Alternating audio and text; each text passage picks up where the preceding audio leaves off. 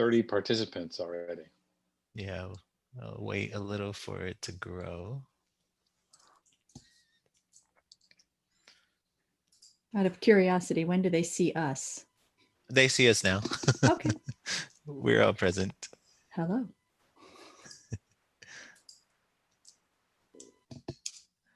I have set up the...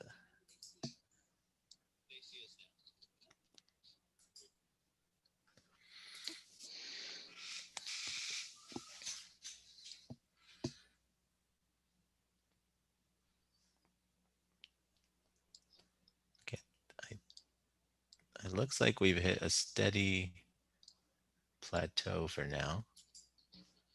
So I'm going to start. Hi, everybody. Thanks for joining our second day of the Chandra Frontiers in Time Domain Science. Today we have a panel on synergies. We have 4 speakers lined up for this panel. And this panel will be moderated by my colleague in the Chandra Director's Office, Paul Green. So Paul Green, take it away. Good morning, everyone.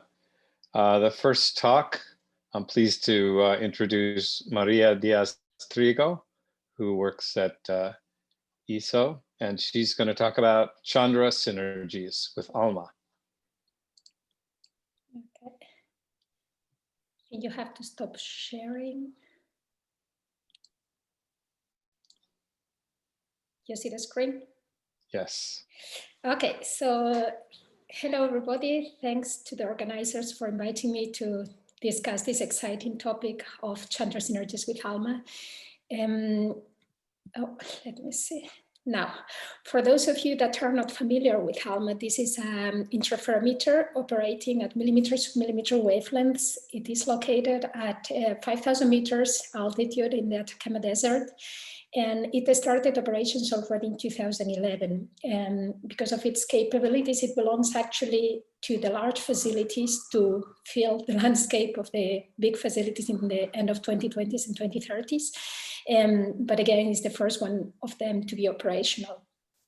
So ALMA excels at looking at the cool universe. So on the left, you can see all the CO transitions that you can study with ALMA up to redshifts of 6. And indeed, one of the first science goals that it had was to be able to look at CO to map it in a galaxy like the Milky Way at a redshift of 3 in less than 24 hours in terms of sensitivity goals. On the right, you see another of the big capabilities of ALMA, which is its angular resolution. The goal was to be able to make precise images at 0.1 arcsecond resolution. And the demonstration is this image of a protoplanetary disk around HL Tau, where you can see already the gaps in the disk where planets are forming. And this is an image at sub-arcsecond resolution. And of course, once you combine this sensitivity and this resolution, you can do amazing things, like taking this spectra that you see on the bottom in red. This has been taken towards a star-forming region at the highest ALMA frequencies near terahertz. And this is compared to a Herschel spectrum in black towards the same region, which has been inverted for comparison. And ALMA is able to detect a factor of 10 more lines. And this is, again, not really due to the sensitivity only, but to the angular resolution that enables to focus on regions of interest. So as users of Chandra, I don't have to tell you the big capability of Chandra. Also, its angular resolution is the only X-ray facility in the present and in the near future to reach sub-arcsecond resolution. And you can already imagine that this is a great match for ALMA. So when you have this fantastic angular resolution, you can aim to image crowded regions, detect complex structure, the source identification, etc. But once you go to sensitivity, and in this case, you can use both Chandra and XMM, you can start detecting with transients, do fast timing studies, spectroscopy, etc. So what I would like to point out is that it's great actually to have two large facilities like Chandra and XMM, which are very complementary, because given that the transient sky is getting more and more crowded every day with all these surveys of large facilities online, it is hard for one unique facility to follow all these transients. And this is perhaps a problem for ALMA being unique of its kind, and being requested by many other people who are not doing time domain astronomy to do also great science.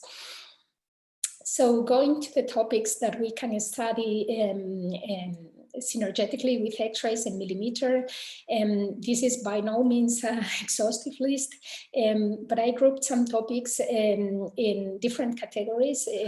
So first, the cause effect category. This is, for example, the kind of topics that you can study where you look at cause effect. For example, stellar flares that you can look at in the X-rays, and what is their effect on the chemical composition of protoplanetary disks that you can look at with ALMA, or how is X-rays being reflected in dense molecular gas. Jet ISM interactions is another example. So you can also go and look for evolution of certain components of astronomical objects. A timely topic right now is the evolution of ultra-fast outflows that are observed in X-rays near supermassive black holes. How do they evolve, if they do at all, into the large-scale molecular outflows that we observed in millimeters of millimeter in galaxies? Another category would be the interplay among different pieces of the puzzle in order to understand certain astronomical objects. For example, one of my favorites that I will discuss later is the accretion physics or geometry in X-ray binaries or AGN. So what is the interplay between this wind, corona, jet, all these components, and how do they affect each other? So Sagittarius A star flares at different wavelengths would be another example. And finally, I mean, you've already heard yesterday in this series discussion on transients, in particular, some of the newest ones, tidal disruption events and fast optical blue transients. There are, of course, the classical ones, classical meaning, for example, gamma ray bursts. And I just want to point out that the transient sky at millimeter and submillimeter wavelengths is mostly unexplored. So this is really a gold mine that can be looked at it now, just because of the advent of ALMA. And on the right, you see an image of that shows the light curve of a gamma ray burst that has been recently observed with ALMA. And because it was caught very early after outburst, so just 1.5 days after explosion, it allowed to discover the reverse shock for the first time, I mean, in these objects.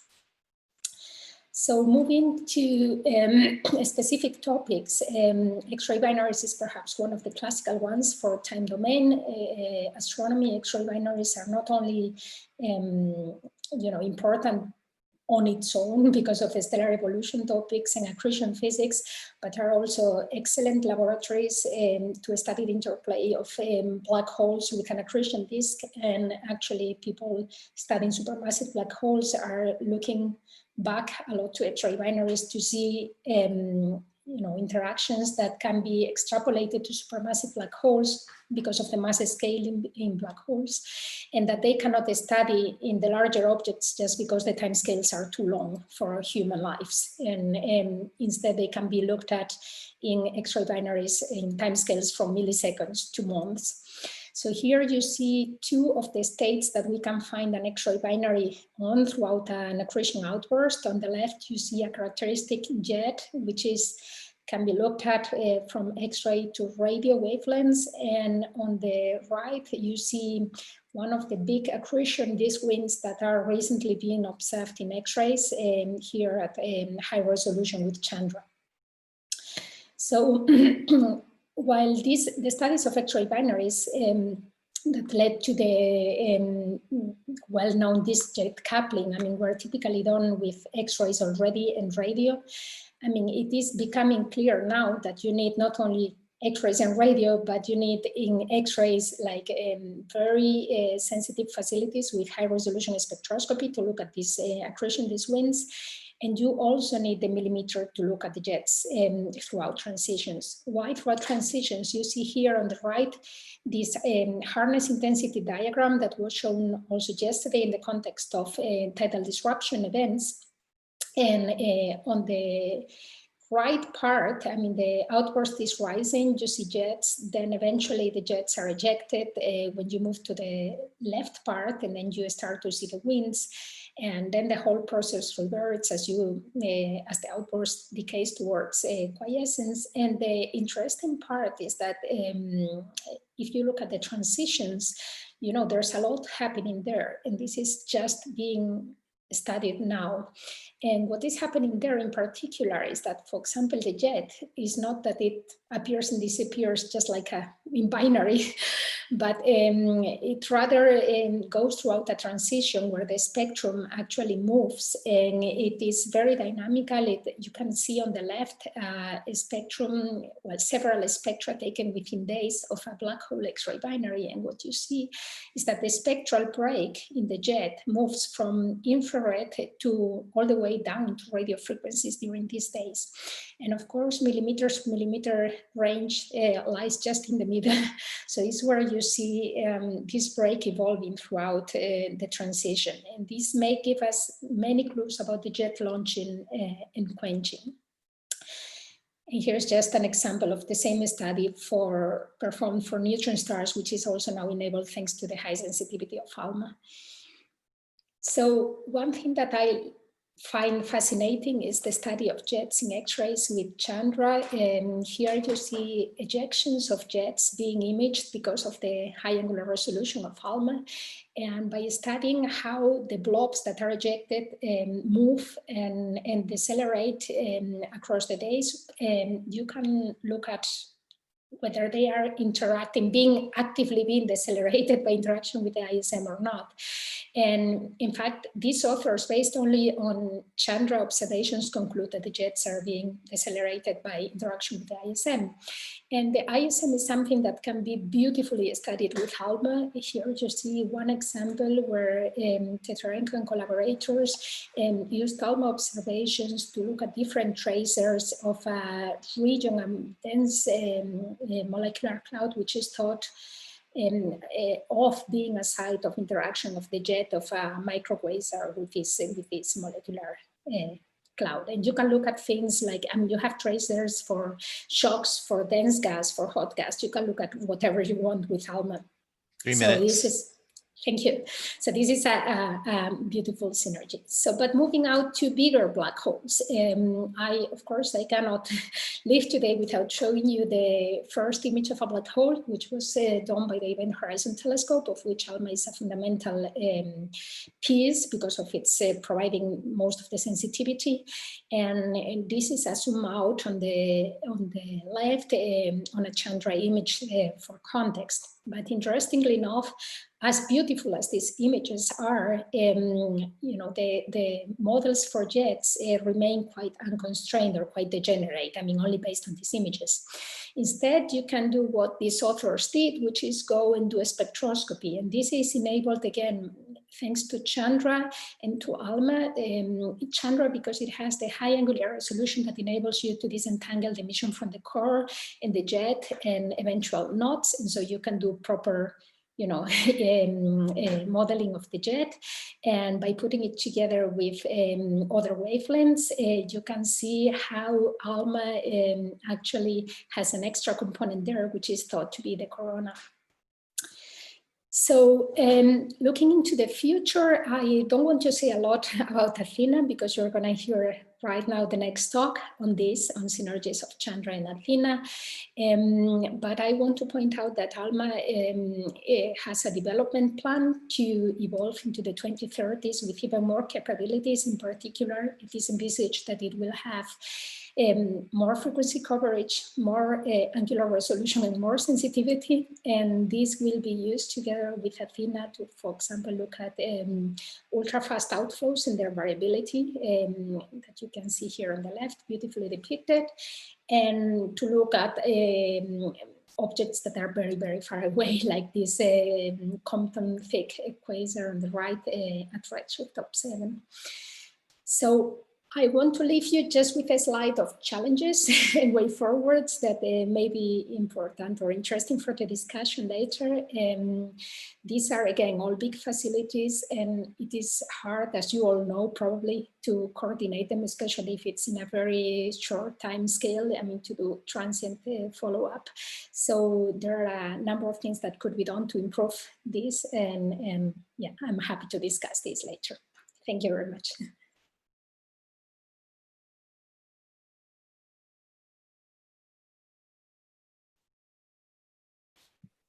Great, thank you. That was really interesting. Obviously, there's plenty of material for an hour-long talk there. But instead, we'll keep moving. And our next speaker is Arne Rao from the Max Planck Institute for Extraterrestrial Physics in Garching. And Arne will talk about synergies of Chandra, SRG, eROSITA, and Athena in X-ray time domain studies. Yes, thank you. So I'm going to introduce eROSITA and Athena, and also mention a couple of synergies towards the end. But the main purpose of this presentation is to give you the introduction to these facilities. And I will focus mainly on eROSITA, so the extended Röntgen survey with an imaging telescope array. And if you're really interested in the details on the instruments, there was the instrument paper which was appearing on AstroPH earlier today. eROSITA consists of 7 identical telescopes that you see here on the left, with their 54 nickel mirror shells and the spider baffles on the front. And each telescope focuses the photons on a single camera, which is seen here on the right. So 7 telescopes, 7 cameras.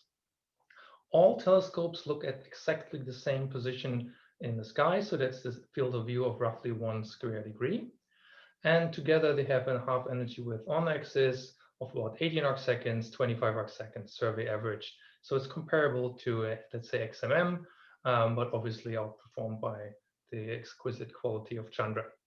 The field of view averaged effective area in the soft band is again comparable to XMM, but decreases towards the hard band.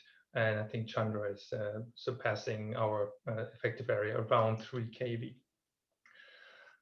The instrument sits on a mission that's called Spectrum Röntgen Gamma. It's a German-Russian joint mission, which has, in addition to eROSITA, also a hard X-ray imager that's called ART-XC, observes in the 4 to 160 kV band, and is led by our Russian colleagues at IKI. I think most of you have seen one of those beautiful images from the launch about a year ago, which brought us into an orbit around L2, where in November last year, we started with the all-sky survey. And what you should see now is a rotating spacecraft, which kind of demonstrates the way we perform the survey. Namely, we have a 1 square degree field of view, and every 4 hours, we are scanning from this north ecliptic pole to the south ecliptic pole and back to the north ecliptic pole. So 1 great circle takes 4 hours. During 1 day, we move about 1 degree along the ecliptic equator. That means in 180 days, half a year, we scratch 180 degrees, so we make the full survey. In total, we will perform 8 such surveys over the course of 4 years. The sensitivity of eROSITA is shown here, and I would like to focus mainly on the point source sensitivity here on the left, this 0.5 to 2 kV flux limit as function of area covered in the survey.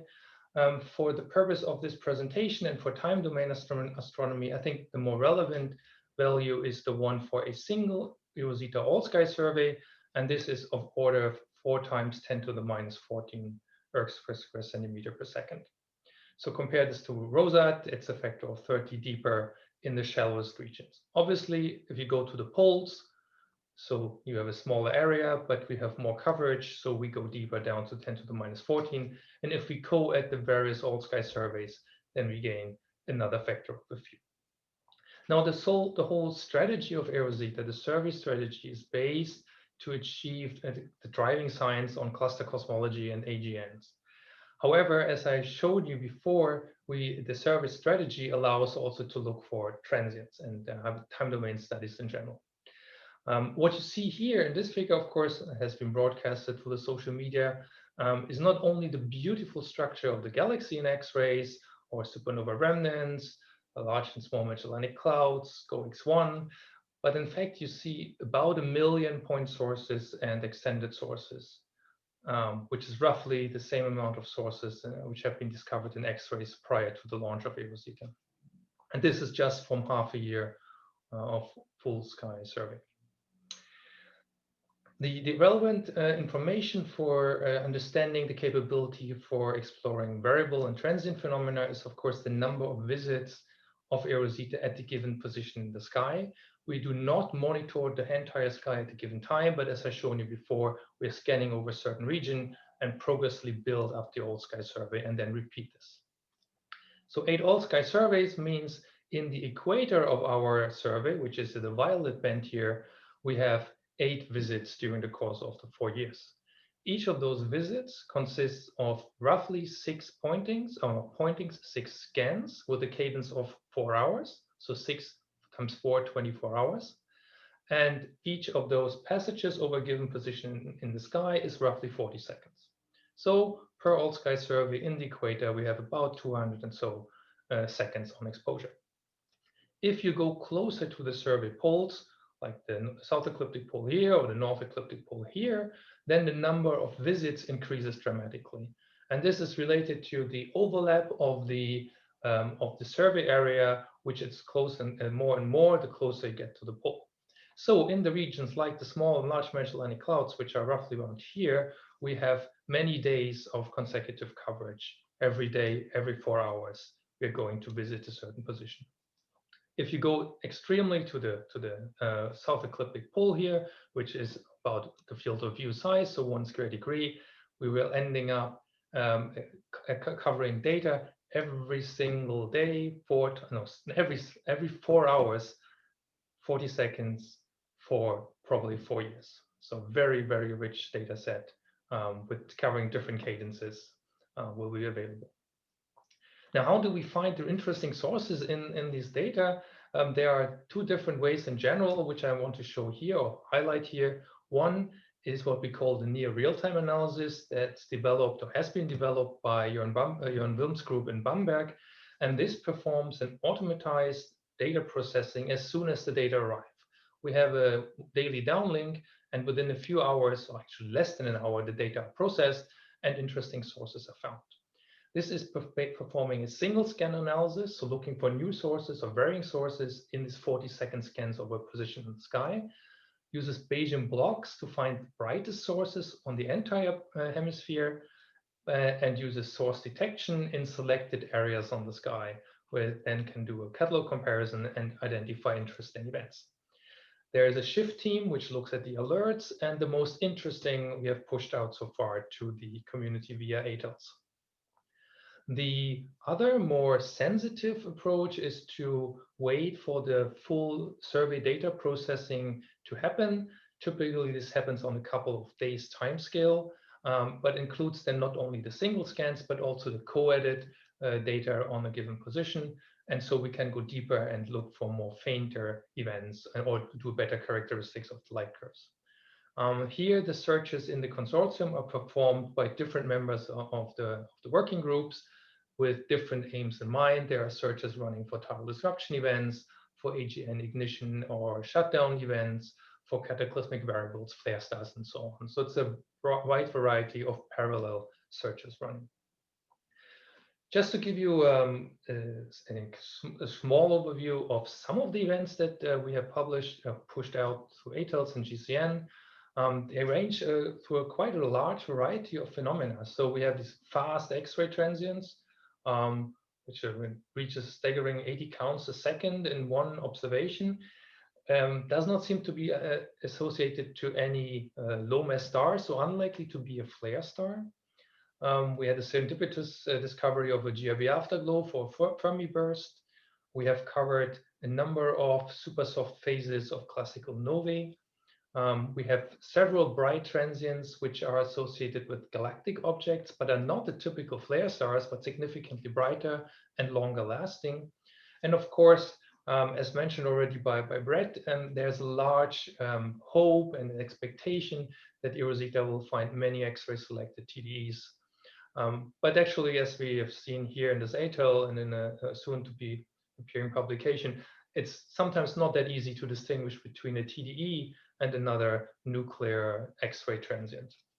And of course, many interesting sources in the SMC and LMC. As I mentioned, we have a high number of visits there and a very good coverage. An important aspect when you talk about eROSITA, of course, is always the data policy.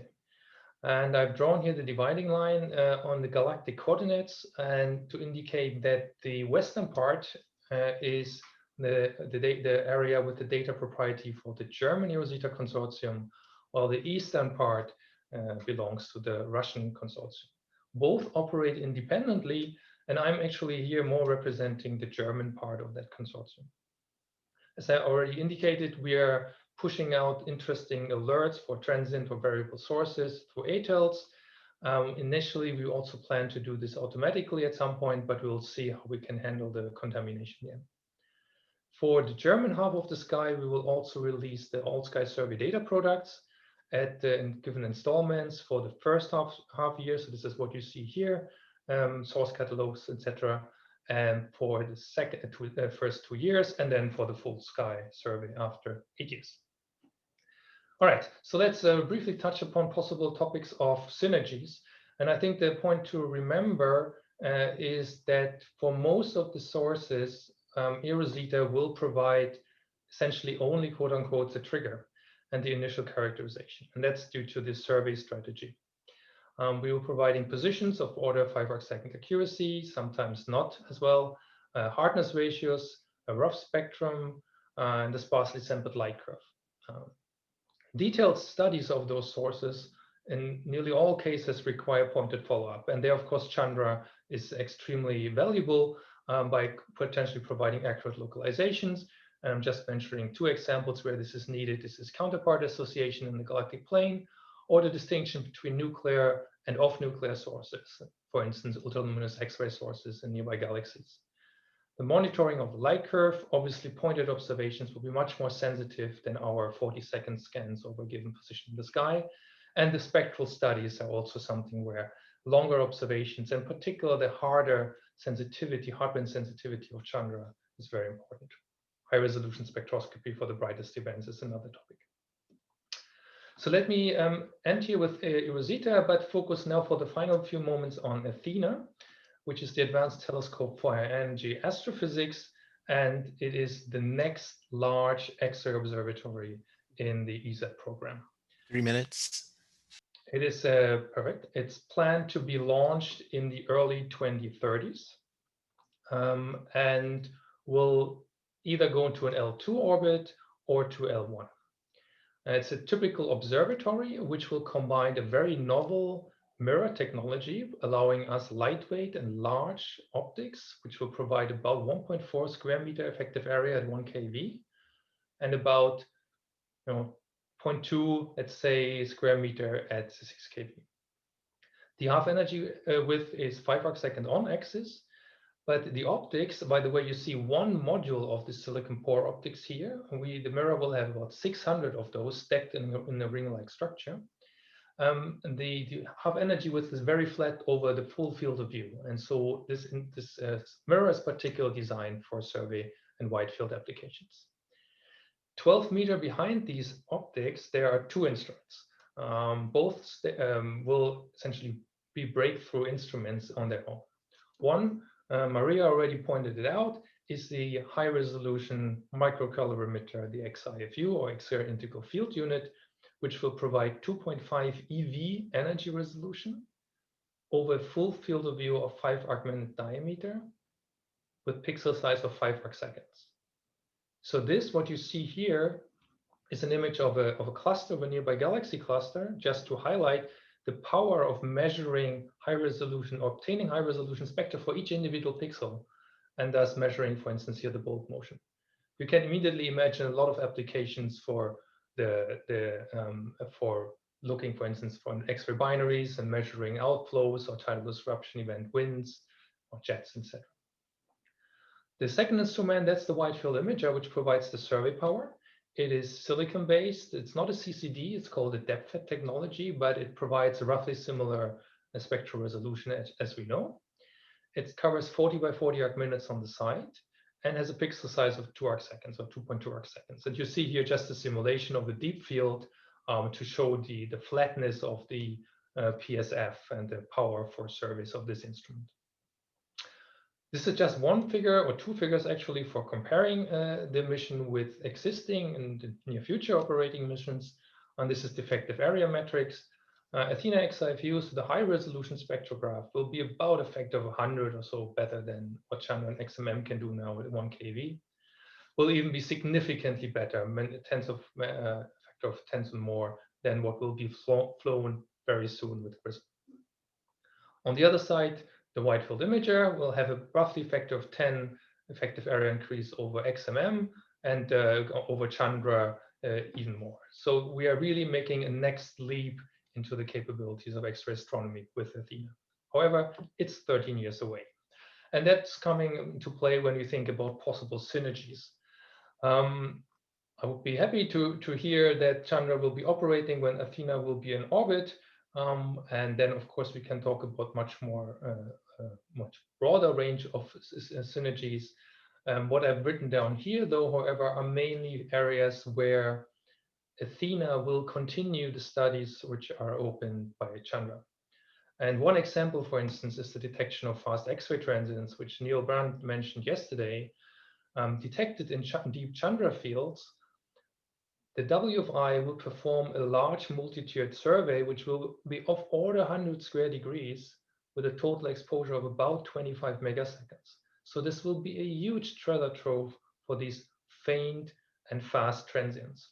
And in fact, we are discussing the implementation of an automatic transient detection for the instrument and essentially for all data coming from the instrument.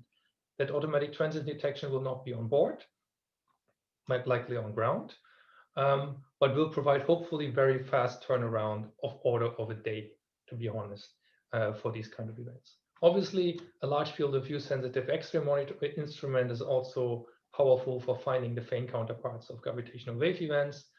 Think in particular here to the counterparts for supermassive black hole mergers detected by LISA. On the other side, the high resolution spectroscopy capability of the XIFU was already indicated by Maria, but you can think about many applications, be it TDEs, be it X-ray binaries, using gamma ray bursts as probes of the medium along the line of sight, or the star formation region in which they are located, and many, many more. So I think there is a large possibility for synergies for both eROSITA and Athena. eROSITA is now, and we're looking forward to work together. Athena is in the future, and then we hope to explore explore and open more the window that Chandra has been providing us. So thank you. Thank you, Arne. So the future of X-ray astronomy still looks bright, both near and far. So that's great. The next speaker will be Kristina Nyland, who is an NRC postdoc, resident at NRL. And she's going to talk about catching compact AGN jets at cosmic noon in radio time domain surveys. All right, thank you very much. All right, can everyone see the slides correctly? Yes. So, okay, so well, thank you to the organizers. Once again, my name is Kristina Nyland, and I'm a postdoc at the U.S. Naval Research Laboratory in Washington, D.C. And I'll be talking a little bit about surveys in the radio time domain, and hopefully touching on some connections with the X-ray towards the end. So active galactic nuclei are among the most energetic objects in the universe. And in some cases, they outshine entire galaxies by orders of magnitude. Now, a subset of them appear to be able to launch powerful jets of radioplasma. And these jets can extend well beyond the extent of their host galaxies to hundreds of kiloparsecs or even megaparsec scales in some cases. And I have shown for you here on this slide a few iconic images that are radio, X-ray, and optical composites of some very famous classical radio AGN. Now, finally, jets are known to regulate star formation. They are able to heat, disrupt, or in some cases expel material in their paths. And this leads to galaxy scale feedback and makes them important for understanding galaxy evolution.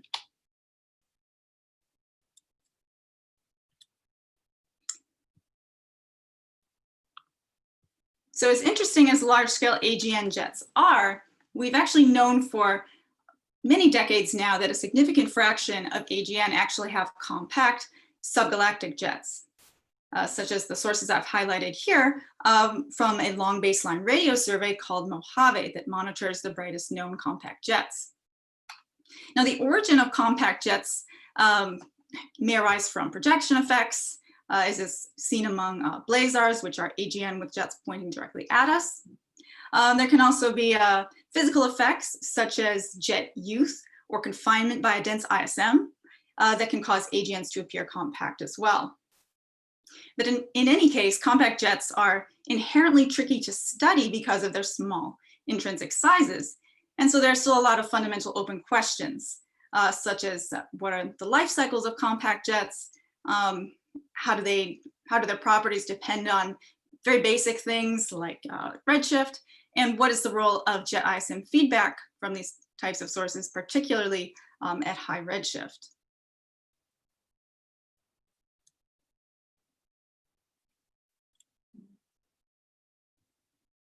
So one way of making progress in understanding compact jets is to identify them in multi-epoch radio surveys. So I'd like to tell you a little bit about the Very Large Array Sky Survey, or VLASS, which is a new and ongoing multi-epoch radio survey conducted by NRAO. So VLASS covers the entire northern sky above a declination of -40 degrees, and it follows in the footsteps of two prior large NRAO surveys with the VLA. And those two surveys may be familiar to some of you. There's NVSS and FIRST, and they were conducted at lower angular resolution and at slightly lower frequency at 1.4 gigahertz. That's in contrast to VLASS, which is being carried out at 3 gigahertz. And in the lower left-hand corner of this slide, I have a comparison between NVSS, FIRST, and VLASS images of the same source, showing the difference in resolution. Now, another interesting thing about VLASS, unlike the previous surveys, is that it's being carried out over 3 distinct epochs with a cadence of 32 months between them. And epoch 1 of the survey has been completed, and we're now in the midst of epoch 2. But a really interesting thing about VLASS is that NRAO is making quick look image products available quite soon after the observations are conducted. This does mean that the images are not the most perfect looking radio images out there, but it is possible to do some new and exciting science with them, and I encourage you to take a look at the survey paper Lacey et al. 2020 to learn more about those products. So with the goal of identifying known AGN with a new onset of radioactivity on decades-long timescales, we've begun searching for transients between FIRST, which here is shaded in gray, and VLASS epoch 1. Now, there are about 600,000 sources in the 10,000 square degrees that overlap between these two surveys. But more interestingly is the fact that there are thousands of VLASS sources that are not detected in FIRST. And of course, these sources are a diverse mix of slow transients like tidal disruption events that we've heard a lot about at this workshop. And Dylan Dong, who's a PhD student at Caltech, will be presenting a detailed paper on the slow transient population. But the majority of the sources that have brightened dramatically between the decade of time between first and VLASS epoch 1, the majority of them are variable sources, and many of them are intrinsically varying AGN, and that's what I'll be focusing on. So we've so far searched about 3,400 square degrees of VLASS epoch 1.2, and we found 2,000 initial candidates, and we've been doing human vetting. And part of that is because the sort of quick and rough nature of the VLASS images really requires human input. It's been a key lesson we've learned. But of those 2,000 candidates, we then cross-matched with AGN catalogs. We found a total of 167 known AGN that are quasars from SDSS or WISE, with VLASS fluxes above a millijansky. And then we refined that a little bit to require VLASS fluxes above 3 millijansky. And that was just to rule out steady but optically thick sources. And this leaves us with a final sample of 26 newly radio loud AGN. So here's a quick comparison of the first and VLASS cutouts for a few sources. It clearly highlights the lack of a detection in first and the clear presence of a compact radio source 1 to 2 decades later in VLASS.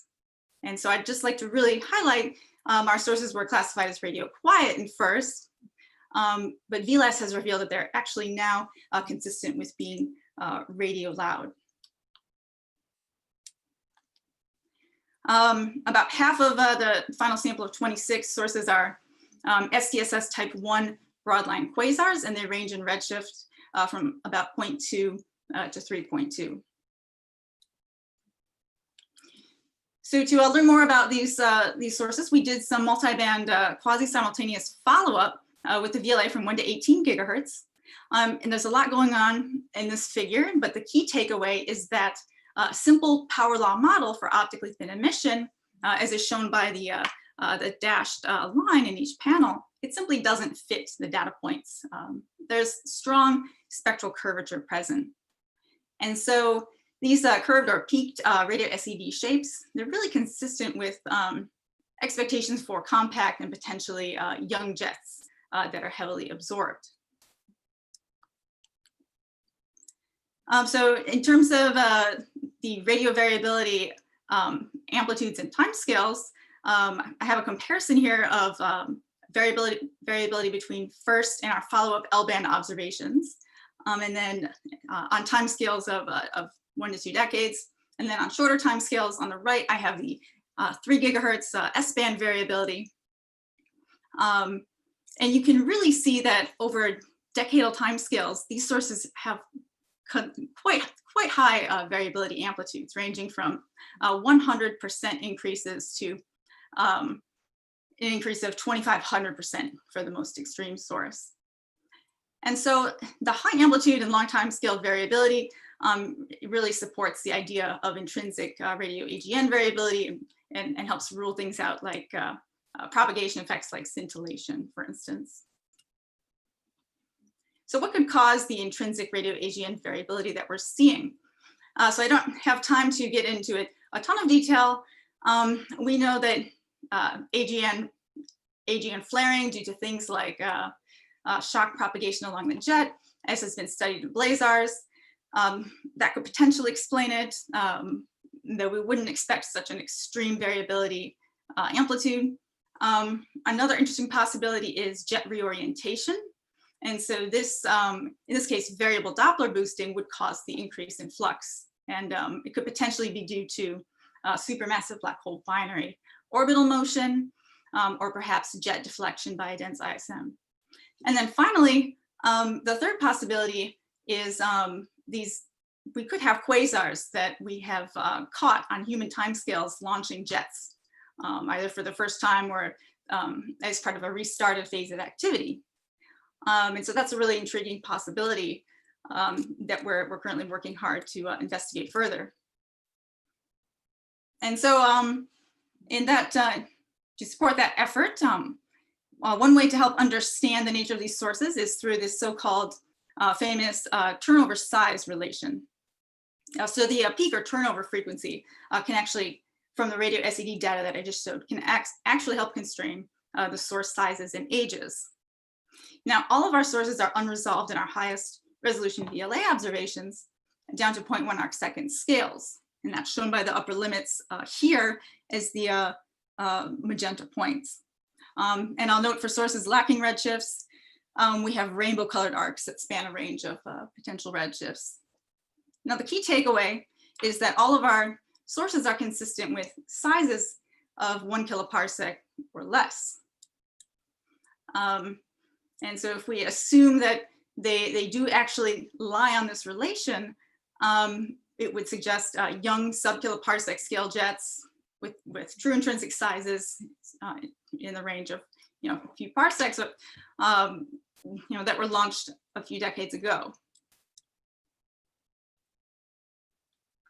We're also, this is a work in progress, but we're also working to put our sources in context of the overall radio population using the Luminosity-Size Diagram shown here, which sort of tracks the evolution of radio AGN through their different life stages from parsecs to hundreds of kiloparsec scales. And our sources are shown by the magenta upper limits here.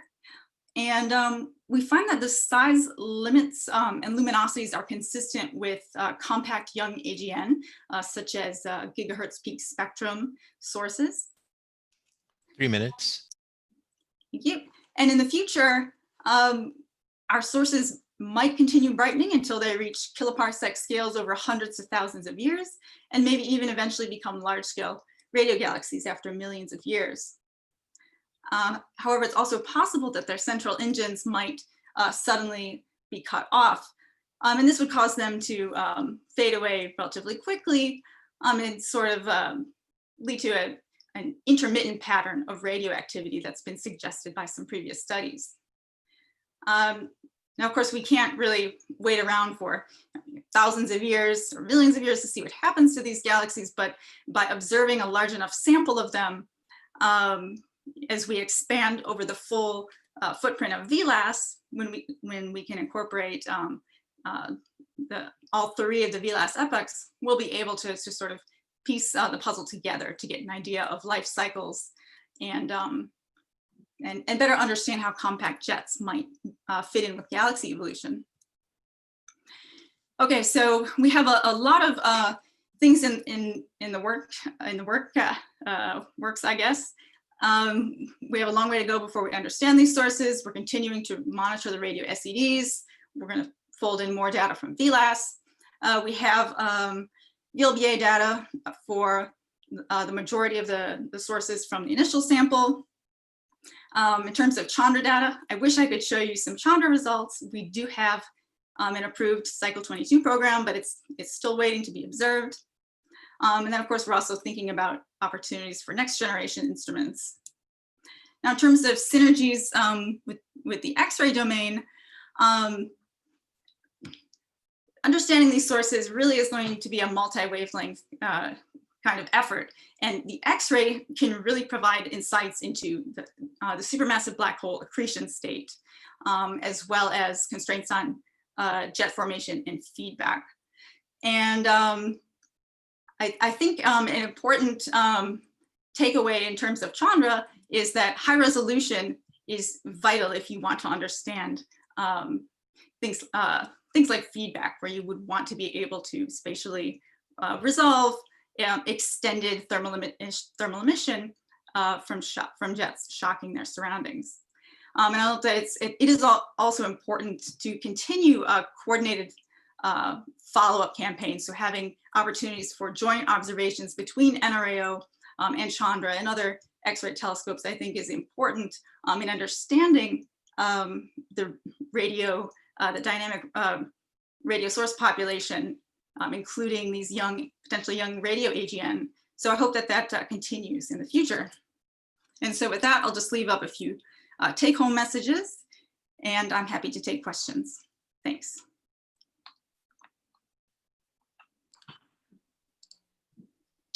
Thanks very much, Kristina. So all the questions will come at the end. Seems like there's some really fascinating parallels there between these objects that maybe are launching young compact jets, and also the states of X-ray binaries. Mhm. A lot of interesting analogies if we get enough complementary multi-wavelength data. So the next speaker is Elizabeth Ferrara, who's at the University of Maryland, College Park, and also via CRESST at Goddard Space Flight Center. And she'll be talking about tailoring X-ray follow-up observations of high-energy gamma ray targets.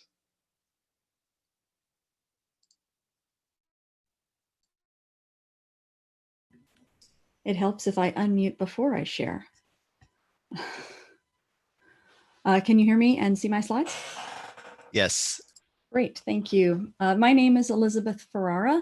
I'm very honored to be here, and I thank the organizers for organizing this meeting and especially this panel. I am a research scientist at the University of Maryland, College Park, although I am resident at NASA Goddard Space Flight Center. For 8 years, I was a member of the Fermi Science Support Center. I still do a lot of Fermi science with them, but currently I am happy to be the lead scientist of the NICER Guest Observatory facility.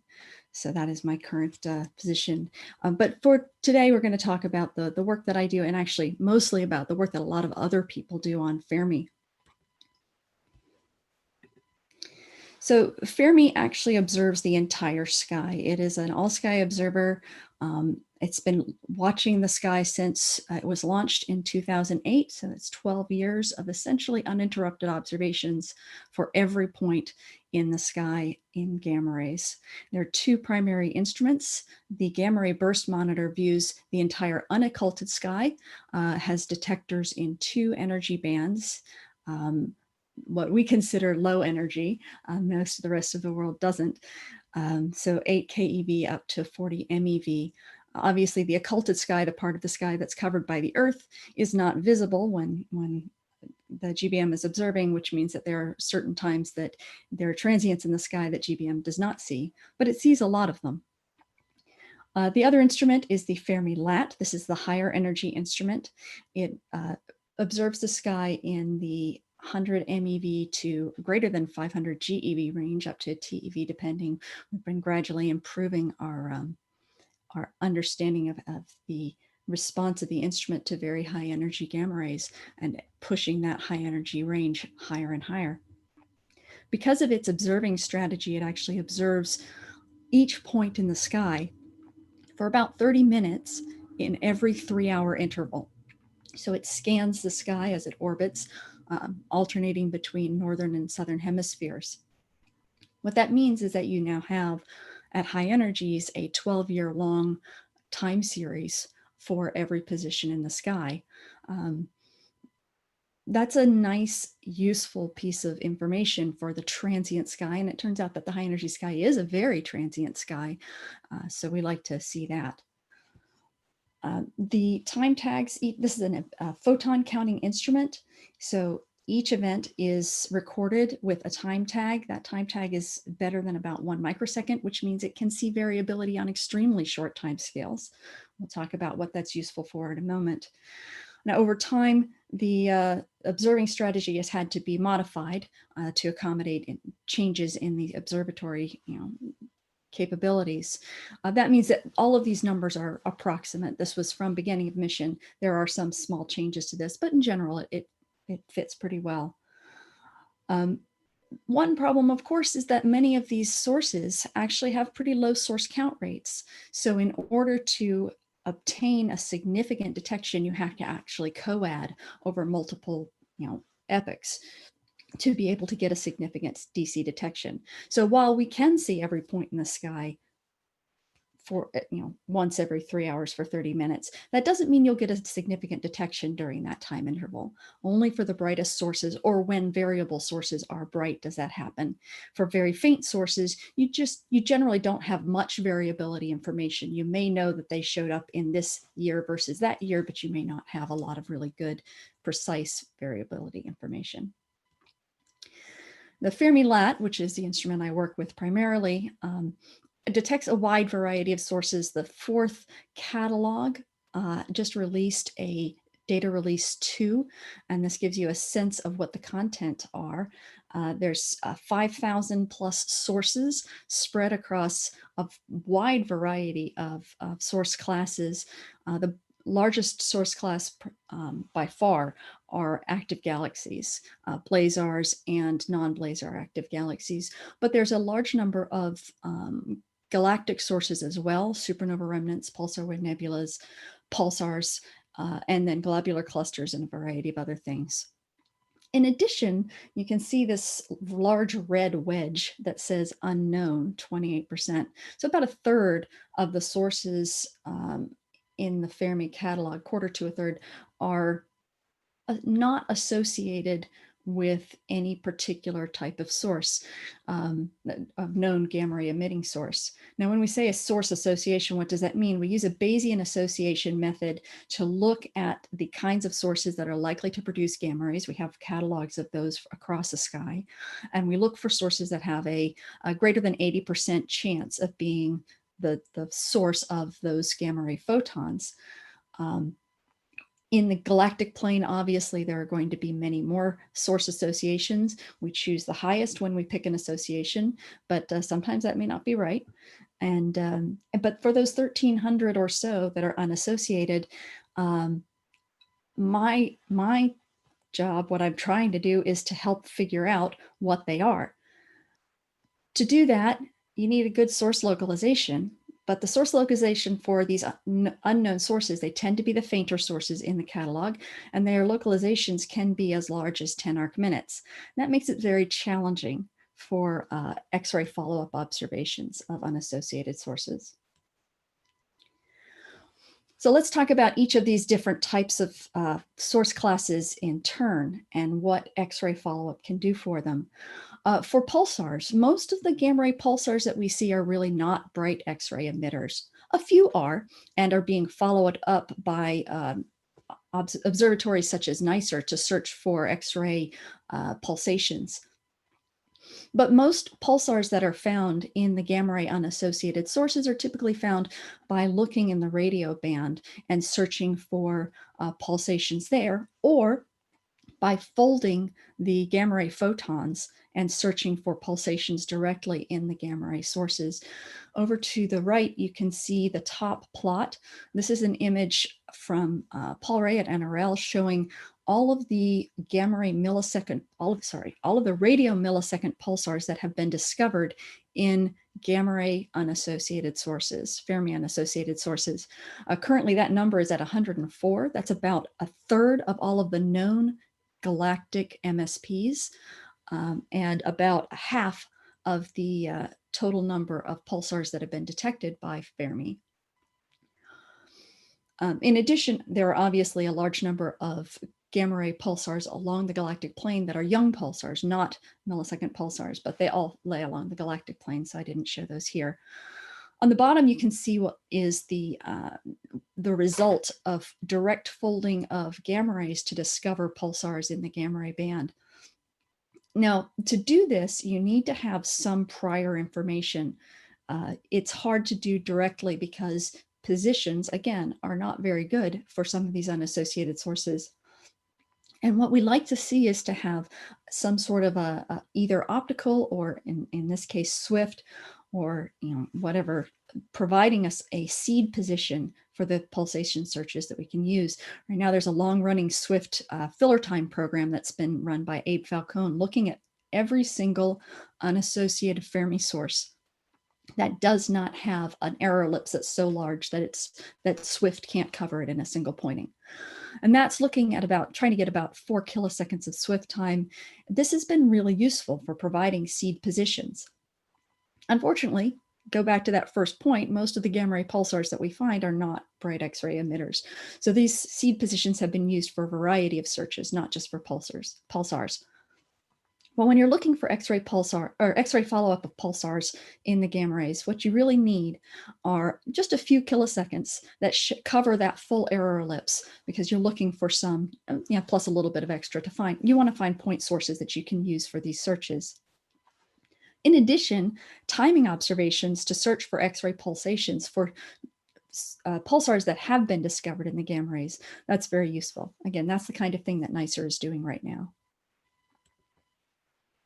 Now, there's an exception for the X-ray bright pulsars, which are these transitional pulsars. These are pulsars that we have discovered that transition between rotation-powered pulsar state and accretion-powered pulsar state. While in the accreting phase, while in the accreting state, transitional millisecond pulsars are bright in X-rays. They basically look like LMXBs. They actually show mode switching behavior that is similar to low-mass X-ray binaries.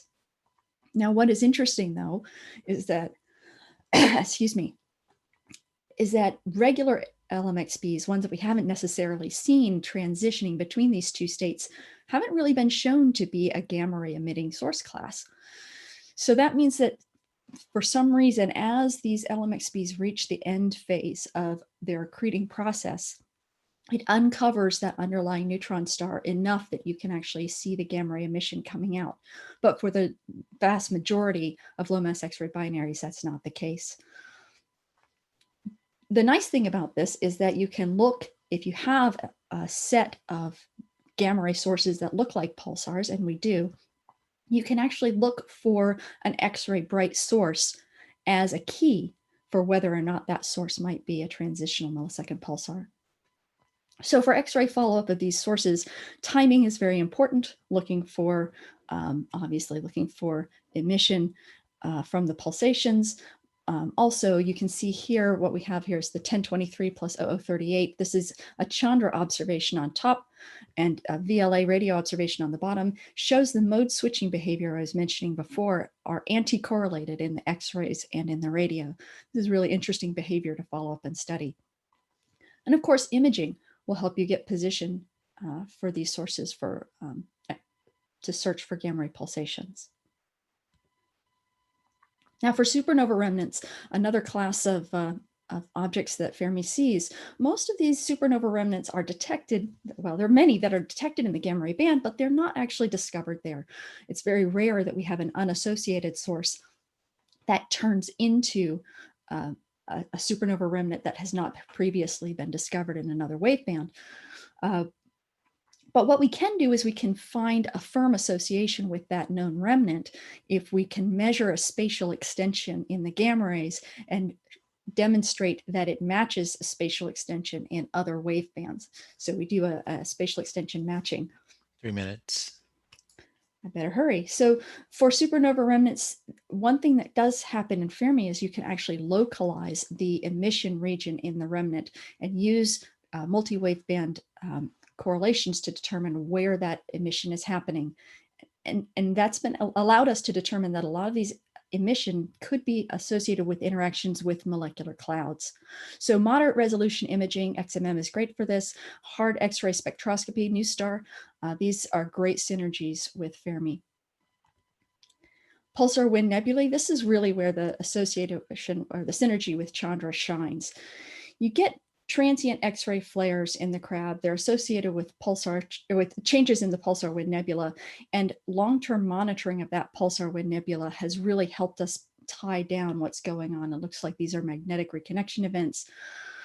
In addition, new pulsar wind nebula candidates have been found when we have gamma ray sources with new gamma ray pulsars, and then we do deep imaging with X-ray to search for those pulsar wind nebula.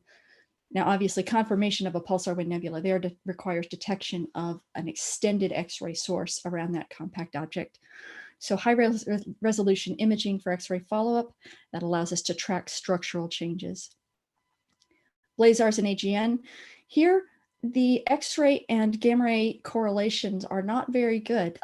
The gamma rays tend to come from the jets, the X-rays come from accretion disk corona, and you'll find that they're not really temporally correlated. Here you can see a time sequence for Centaurus A, showing the gamma rays on the bottom and the X-rays from Swift Bat on the top. Searching for correlations, it's difficult to find. But for follow-up observations of blazars and AGN, what you really need is all-sky monitoring with concurrent band observations. That means both observatories need to be up at the same time. Finally, gamma ray transients.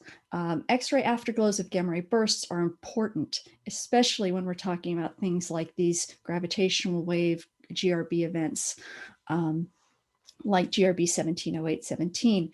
The X-ray afterglow detection gives you an improved localization and allows for better multi-wavelength follow-up, and obviously gives you spectral information in some of these cases. To do this, you need all-sky monitoring with rapid reporting. You've got to be able to get the transient information down to the ground so that global facilities can get on that target and start looking at it, because these can be very rapid and fading events. Then if you can find that source, deep imaging, spectroscopy, all of these are very important. So in summary, X-rays are really a part, what we were just talking about with multi-wavebands. They're just one part of a multi-waveband approach to understanding this high energy sky and really getting a sense of what these sources are. Remember, we're talking about a quarter of the gamma ray source population still unassociated. For the transient sky, gamma rays are mostly transient. Really, all sky monitoring facilities are the mostly missing and probably the most important component. We want to really understand those. So thank you for your time. Thank you, Elizabeth. Really interesting. Strikes me that there's a lot of obvious synergies between eROSITA and Fermi, just because they're both all sky and they're both time domain. So despite the various data policies, I hope there's a lot of good science that comes out of that, and I'm sure there will be. So I guess now we have some time for questions. A few questions were put into the Q&A, and there's still room, I think, for more if you want to. But I will just go down the list, and in some cases these will be directed towards a particular person on the panel, and in some cases maybe more general. But I urge anybody, any of our speakers, to pipe up. The first one is from Ada Nibat, and I probably mispronounced that. I apologize. One of the caveats mentioned is the high oversubscription of large facilities. So how can missions prioritize follow-up in the growing landscape of transients? There'll be so many transients being found by so many different surveys. We're at risk of being overwhelmed. So how can we prioritize follow-up? I guess I can jump in and say what we are doing for ALMA. I mean, what we are working on for the side of operations is on trying to make a more efficient scheduler, so that whenever a transient comes in with a high priority, then we have a way of also recovering whatever we had scheduled for that moment before, so that the scheduling is more efficient.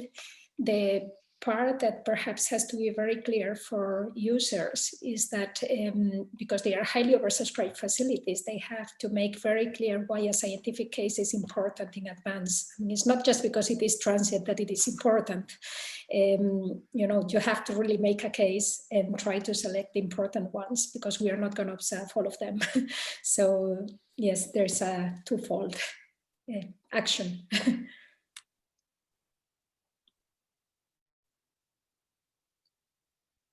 So I guess the implication of that is that it's up to an individual scientist or a group who are interested in a particular target to propose it, essentially. Yes, to propose, and again, to make an effort to explain why it is important. We're probably not going to go after every stellar flare, you know.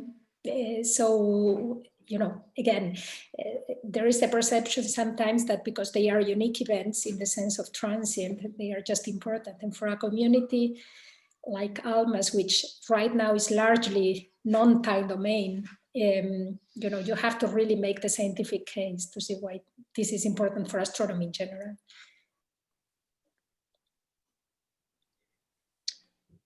Yes, Elizabeth.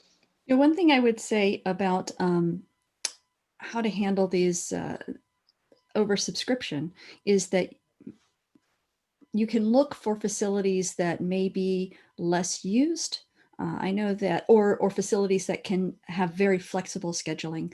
For NICER, at least, the time in the center inner galaxy can be pretty oversubscribed, but certainly in other areas of the galaxy, you can often get TOO or DDT time because of NICER's flexible observing strategy, and it'll allow you to get, it can observe multiple, different sources over the course of a single orbit multiple times, allows you to build up some observing time that way. So, look perhaps for less utilized facilities as well. If you don't need the big ones, see what else you can find. Perhaps if I can add a short note there, you're completely right. In fact, even for ALMA, which is highly oversubscribed, there are parts of the sky that are not really, that do not fall on the main, ALMA topics. And actually there are many more chances to observe there if your transient happens to be in that zone.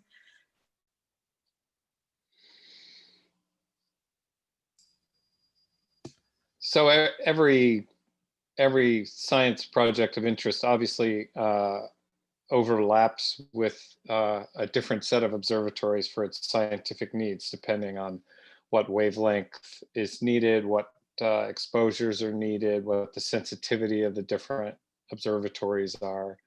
And the different observatories have different ways of handling and considering requests for target of opportunity or time domain responsive observations, and it's really quite diverse. So I guess that's one of the challenges for the time domain era that we're in. Yes, one of the things perhaps to comment also on this, that is common to ground-based observatories like ALMA and perhaps in the optical and in the infrared, is that we are very dependent on weather conditions. And this is something that we are trying also to bring across to users, at least that they are, X-rays has other constraints, but in principle, we are very dynamic. We can schedule very quickly, but we depend strongly on the weather conditions. So we are trying to show this to users so that they can already in advance see if they can observe or not. Also, the adding more all-sky survey instruments will alleviate a lot of this if we can do that. The nice thing about Fermi is you don't have to ask for pointed observations. It's going to get your source regardless, because it's observing the entire sky all the time. So in the era of a very transient, science, what you want are more all-sky observers.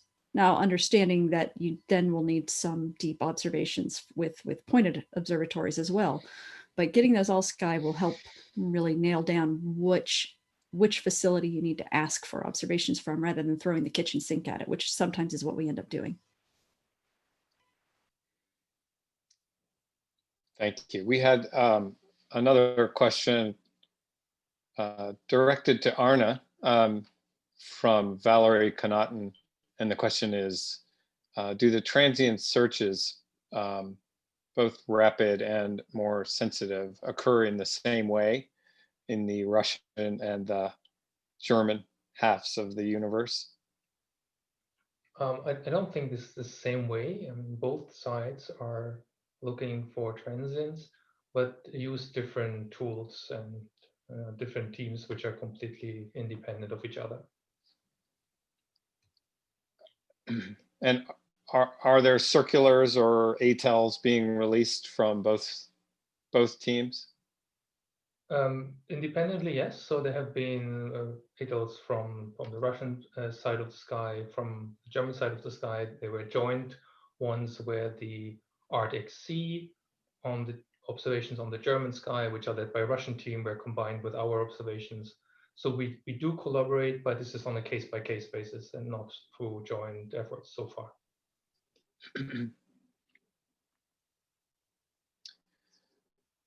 Another question directed to you, actually.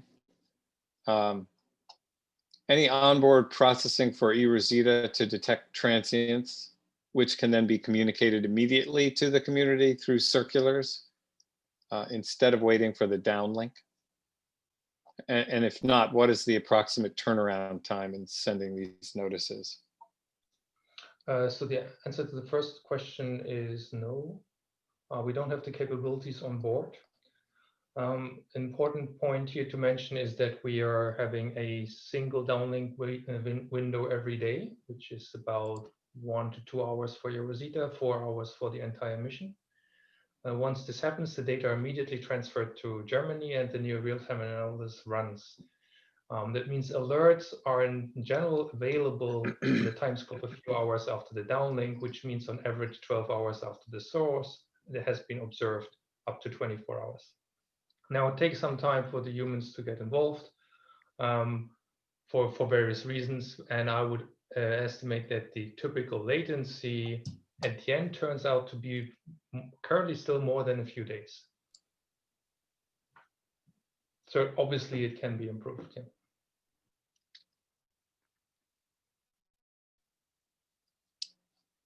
Thank you. We have a question from Mario. Since it's been mentioned to observe disks in young stars with Chandra and ALMA to verify effects on disk chemistry due to their stellar activity, can Chandra and ALMA observations be time coordinated? So ALMA doesn't coordinate directly with any observatory observations, but we are doing coordinated observations. They are coordinated by APIs, and we have a way of putting time constraints on any observation, and actually this can be requested already at the time of proposing.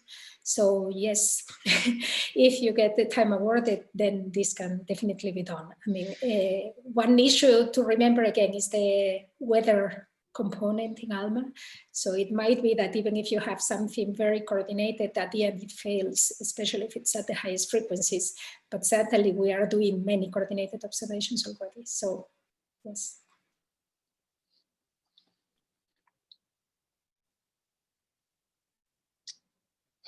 Another one to Arne,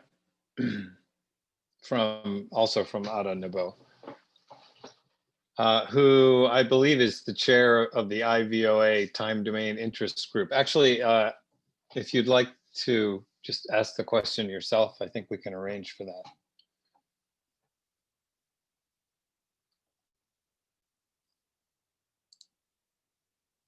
Isn't that right, Rudy? Yes, they're active now. Okay.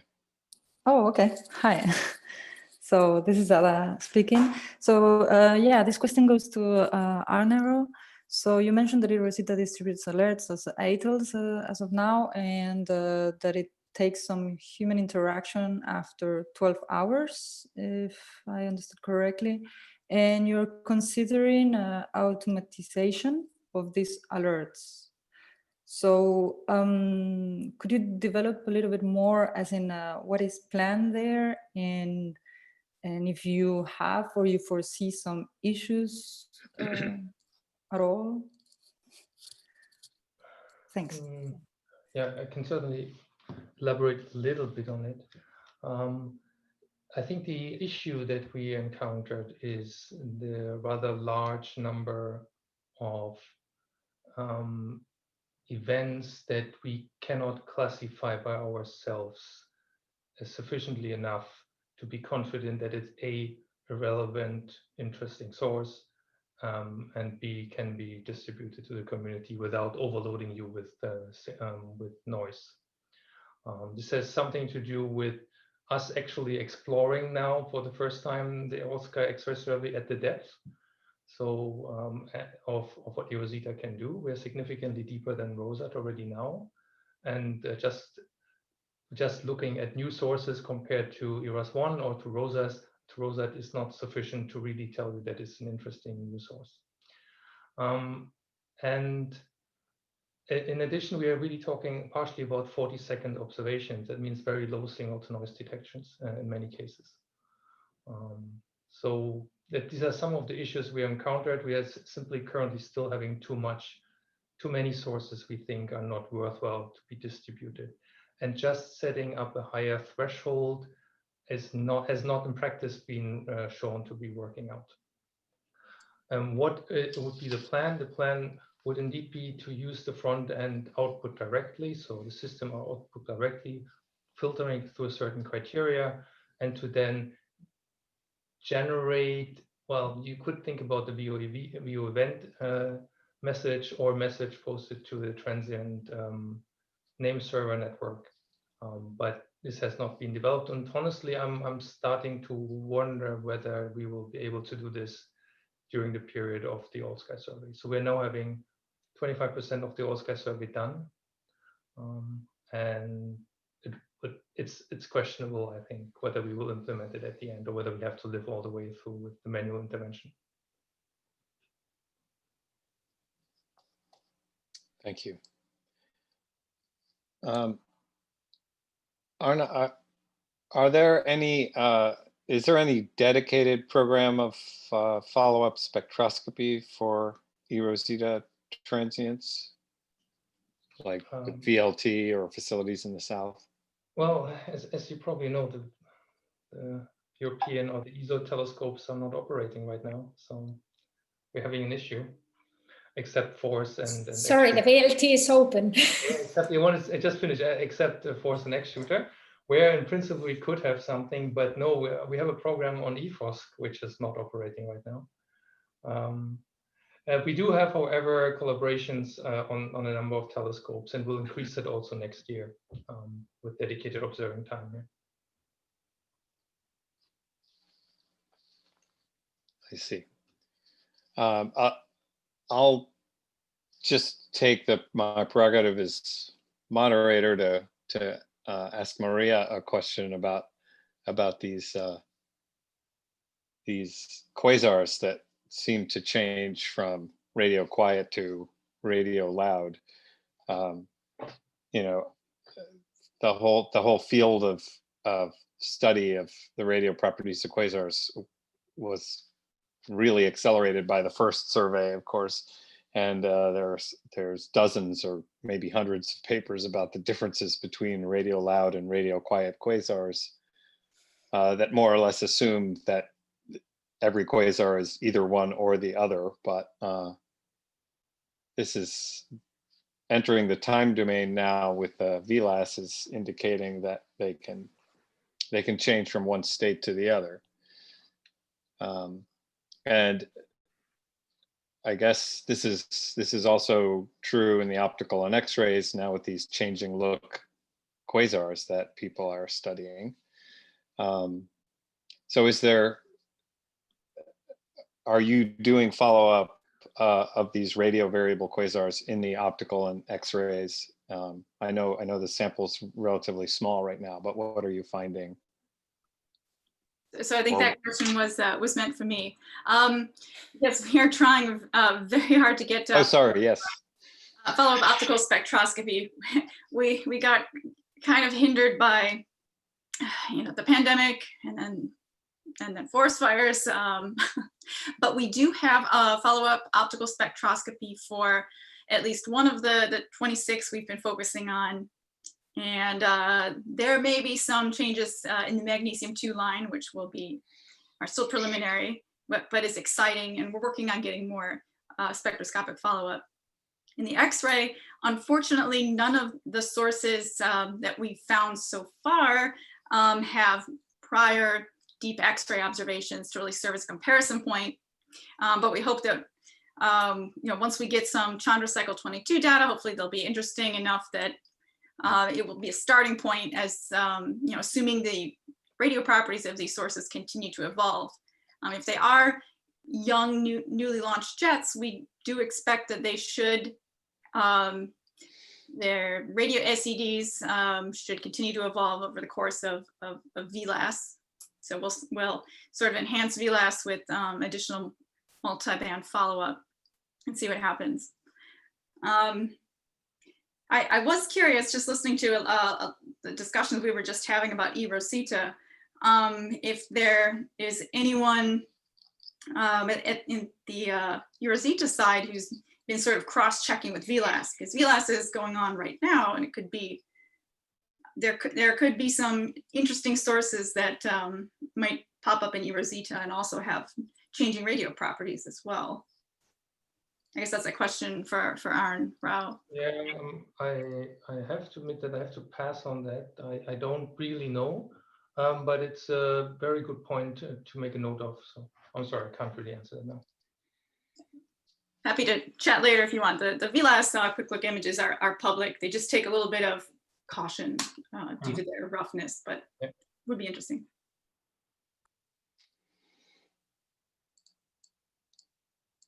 Thank you.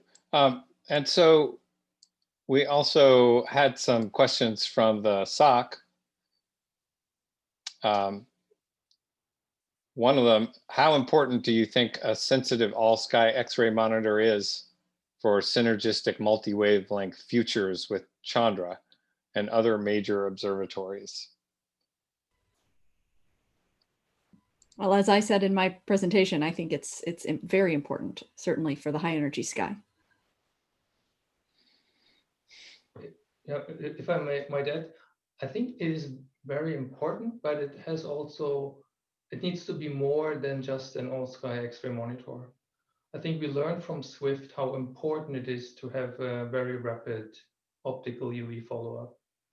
And without that, I can see, of course, the benefit particular for Fermi, but for many other aspects, it will be very difficult to distinguish between any kind of X-ray, relevant X-ray population solely by having an X-ray monitor. And so we know, for instance, that Einstein probe will have a similar setup with the optical follow-up. And I think an optical follow-up or even near-infrared follow-up for certain sources on board is very critical. And at the same time, of course, a rapid dissemination of the alerts and making the data from the alerts publicly available for the analysis for the community. So essentially the whole package. Just having a monitor alone is not sufficient, in my perspective. I could add one more ingredient, which is filtering, because we know now with the large optical survey facilities that you have so many triggers. I mean, you really have to have a way of extracting the interesting ones, and this in a very fast way so that they can be followed up. And you don't want to follow every transient. So once you get sensitive, you will get many more.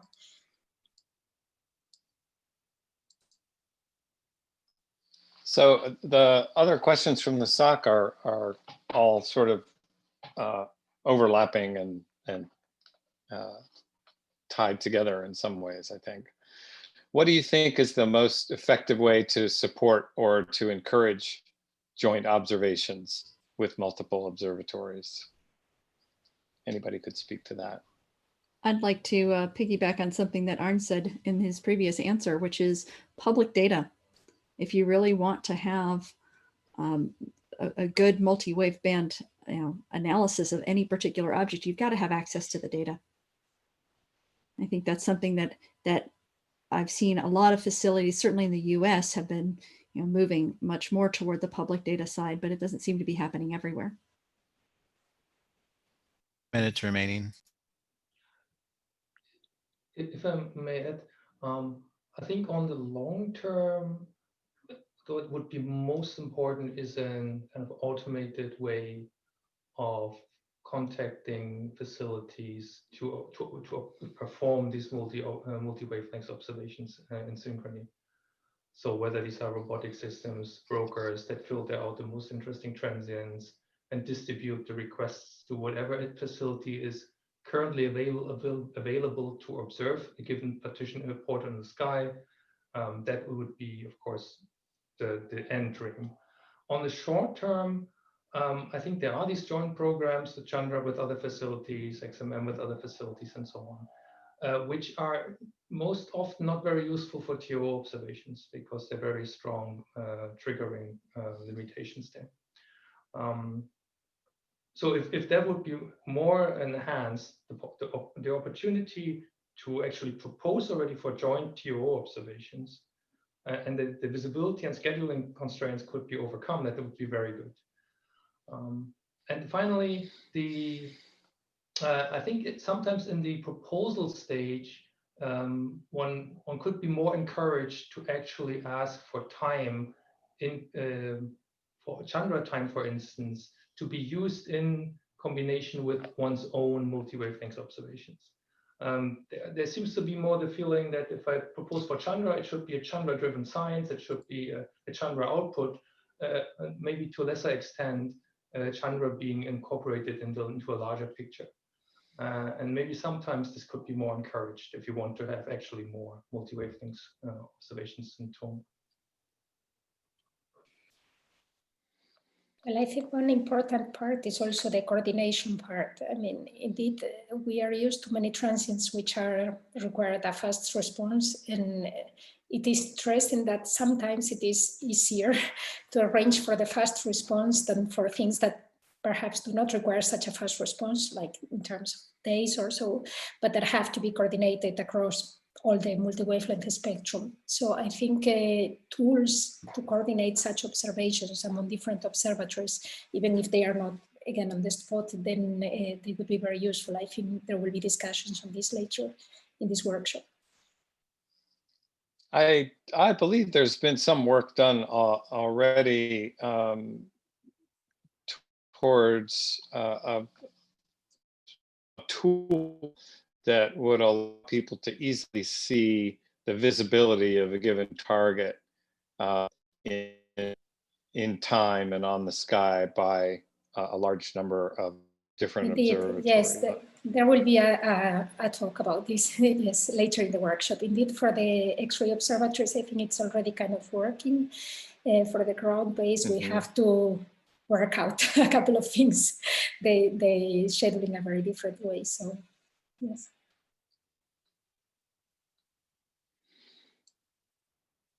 Our time is effectively up. That's the end of this session. And I want to thank the panelists for your talks. All of them uniformly interesting, and your input. And thanks to all attendees for their questions as well.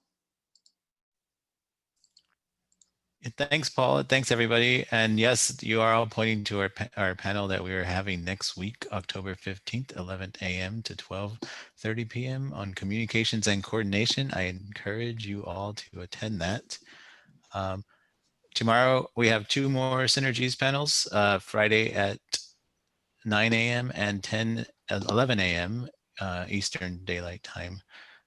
And then next week, we have more talks on stars, solar system objects, the panel I mentioned, and massive stars. So I hope you can join us all then. Thank you, everybody, again for participating, and enjoy the rest of your day.